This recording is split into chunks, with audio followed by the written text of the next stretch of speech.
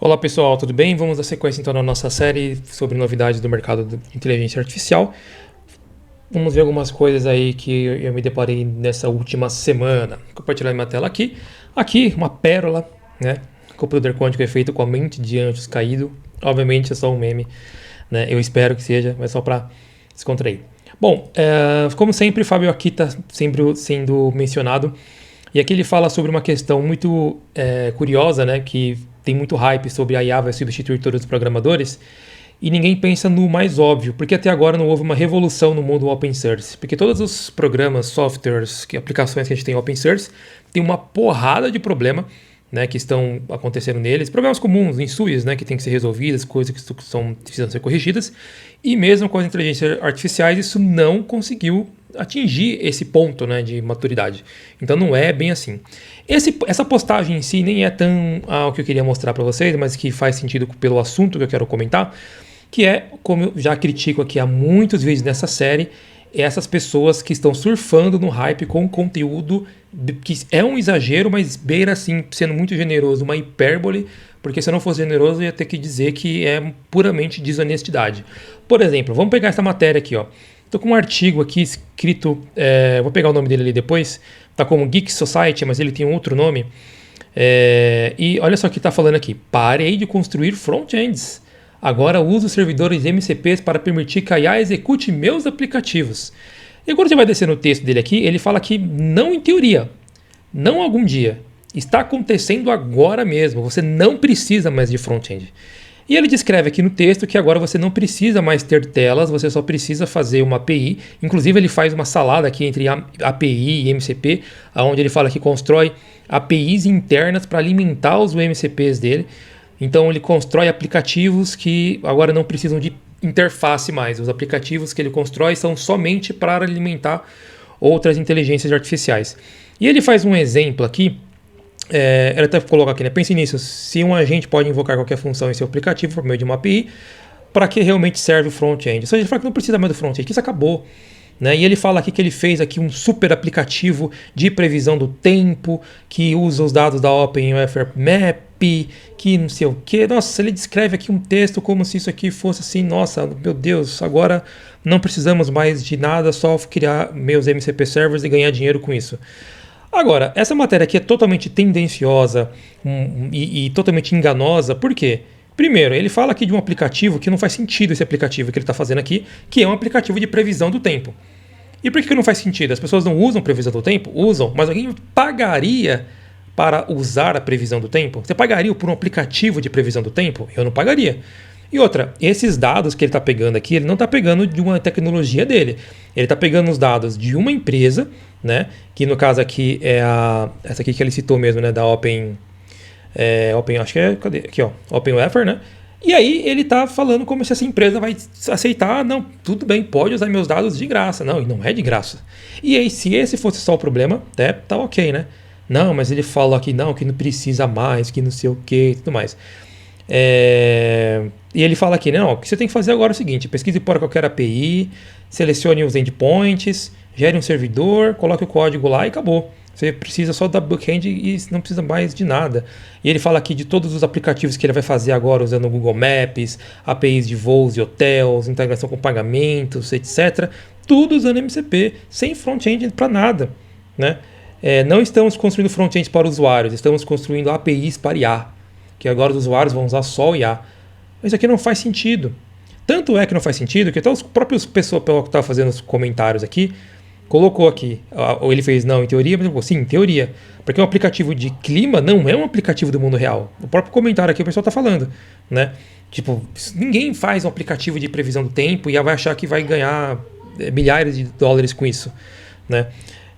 Minha reação instintiva a este artigo é imaginar quanta tecnologia, que consome muita energia, poderíamos querer acumular para fazer algo que há 20 e poucos anos já era possível fazer com o interpretador de 300 KB e algumas linhas de código para análise. Esse conteúdo aqui é muito bom, esse comentário, porque se você for olhar, vamos supor que esse aplicativo aqui que ele está fazendo de previsão do tempo seja real, né? Para que você vai usar inteligência artificial? Você vai pagar X dólares para usar algum serviço de alguma empresa para fazer algo que você já tem funcionando? Porque Quando você tem uma nova tecnologia, essa tecnologia só emplaca, essa tecnologia só vai para frente porque ela resolve um problema. Agora você repara que aqui ele não está resolvendo problema nenhum. As pessoas não têm uma necessidade de acessar aplicativos tão básicos como previsão do tempo para usar a inteligência artificial para isso, né?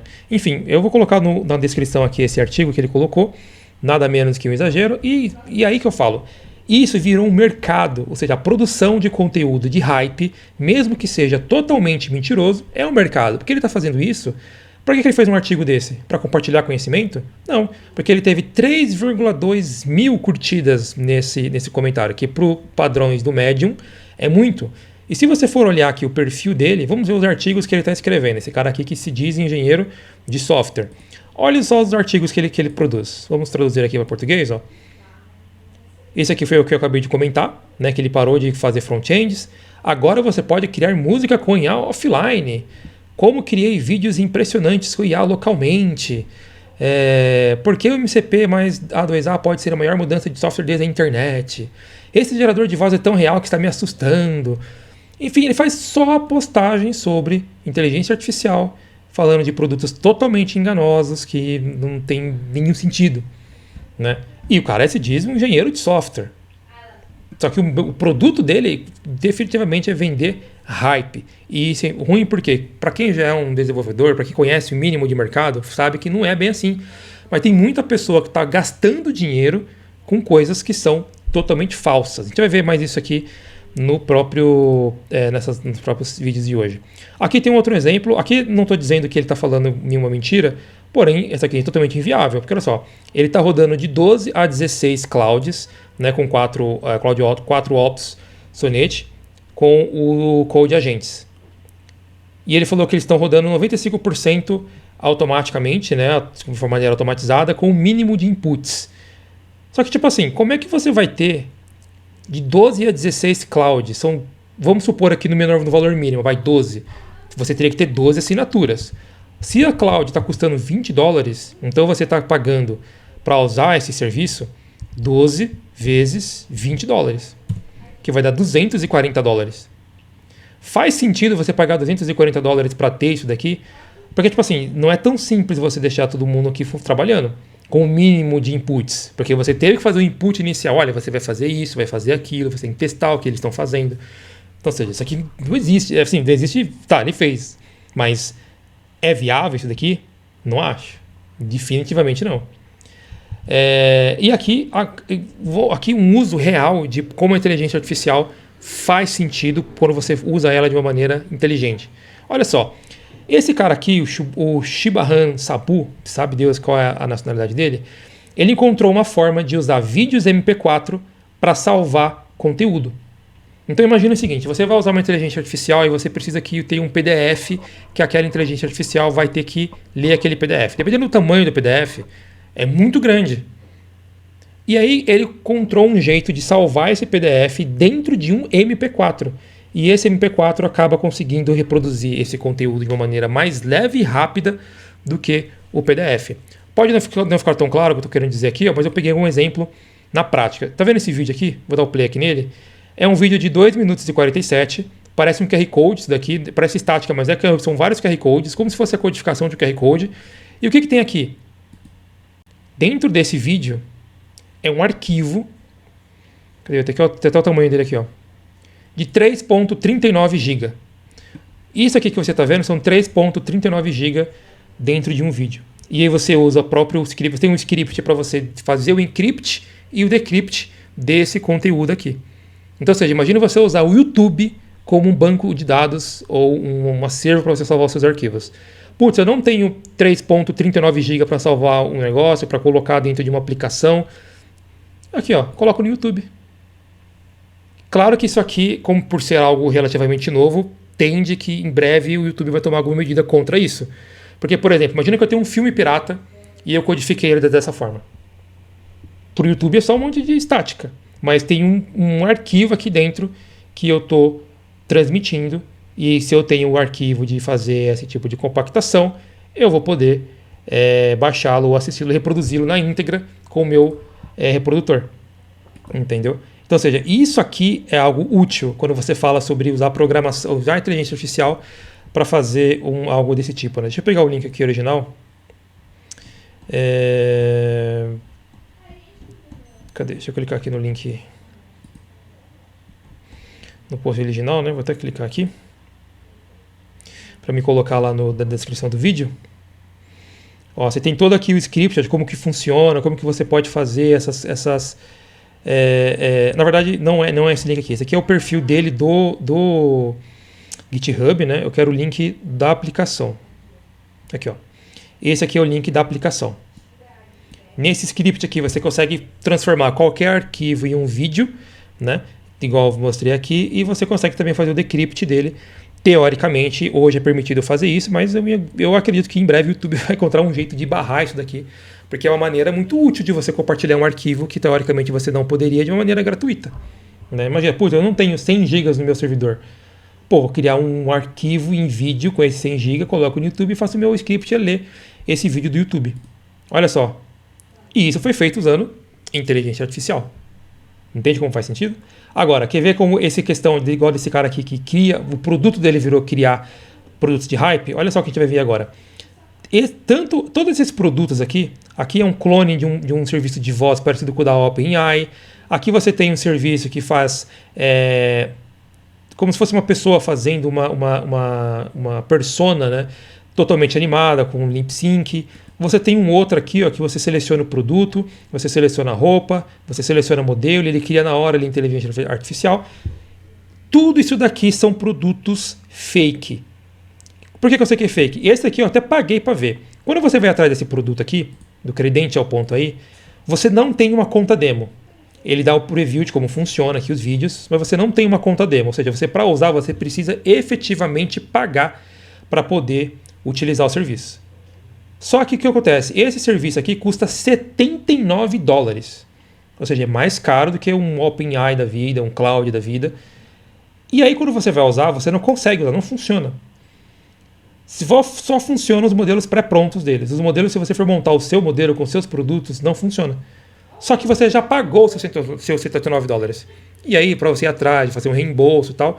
Então, ou seja, se eles conseguirem, vamos ver esse cara aqui, ó. Ele conseguiu aqui, só na postagem de divulgação, 3.000 likes, 6.000 salvamentos. Vamos supor aqui, vamos somar aqui, vamos considerar o 3.000. Se ele conseguiu 10% disso, desses 3.000, são 300 pessoas que fizeram essa assinatura. Vamos fazer um cálculo fácil aqui. Se eu fizer 300 vezes $79, ou seja, ele fez $23.000 com um produto fake, que sequer tem inteligência artificial. Pode dizer que tem, mas na hora que você vai usar não funciona. E eles não estão pensando em reter o usuário. Olha, o usuário vai fazer assinatura, vai pagar esse mês, vai pagar no próximo mês. Não, ele quer fazer assinatura agora, no hype. Tanto que esses produtos são cheios assim. Ó, esse aqui faz a mesma coisa, esse daqui, ó. Mesma coisa, você vai tentar usar, não funciona, mas você tem que pagar lá. E no caso desse aqui é $51 para você poder utilizar. E não funciona. Provavelmente eles pegam algum serviço que funciona, fazem uma massa de dados, de vídeos fake, dá a impressão que funciona, mas quando você assina, você não consegue. É praticamente um golpe. Né? E a internet está cheia disso. Né? Então essas pessoas estão lucrando com o hype das pessoas, achando que vão poder usar produtos envolvendo inteligência artificial que não são bons produtos, que são produtos totalmente fictícios, né? Por assim dizer. Eu acho isso um golpe, porque se fosse alguém no Brasil fazendo isso, pode ter certeza que essa pessoa ia estar no Reclame Aqui, ia estar em vários canais possíveis para as pessoas reclamarem que, não funciona. Agora, como, né, é um produto gringo, produto de fora, é muito difícil você conseguir divulgar que as pessoas... Tem alguns comentários aqui que as pessoas falam, né? Tipo assim, eu assinei, mas tipo assim, não funcionou. Não é. Né? As pessoas não vão conseguir usar. Mas, infelizmente, acabam que as pessoas não olham aqui, né, os comentários na íntegra para entender se o produto é real ou não, acabam caindo nesse tipo de cenários, tá? Bom, mas nem tudo são coisas ruins, né? A Google lançou né? Ela atualizou os modelos dela principalmente de uso de voz, né? E é impressionante como eles são bons, né? Quando você vem aqui no iStudio, você coloca aqui, por exemplo, bem-vindo à série de vídeos sobre inteligência artificial da fábrica de plugins. A precisão da voz é muito boa. E isso vai acabar com vários serviços na internet de voz, de inteligência, a voz criada via prompt. Bem-vindo à série de vídeos sobre inteligência artificial da fábrica de plugins. Inclusive, eu até usei na própria fábrica de plugins para isso. Ó, vamos pegar um vídeo aqui da fábrica que eu usei essa narração, né, do Google para fazer a narração do vídeo. Esse vídeo que Já vocês vão ver pensou agora, em um plugin para funções... esse vídeo que vocês vão ver agora foi 100% criado via inteligência artificial. Claro, as imagens do plugin são dos plugins real, são imagens reais, mas o áudio, as transições, foi tudo feito com IA. Já pensou em um plugin para funções personalizadas para venda de ingressos usando WordPress e WooCommerce? Vem comigo que eu vou te mostrar. Espera, com esse plugin dá para vender ingressos de eventos no meu WordPress? Sim, algumas funções que ele tem. Venda ingressos para eventos no seu WooCommerce, inclusive com diferentes tipos de valores e estoques. Scan check-in de QR Code para validação de compra/entrada. Opções de personalização de cor. Enfim, fica claro que a qualidade da voz que eles conseguem reproduzir agora que não tinham antigamente. Certo? Bom, por hoje é isso. Nos vemos na semana que vem com mais dicas e comentários aí sobre notícias e atualizações que saíram do mercado de inteligência artificial no Brasil e no mundo.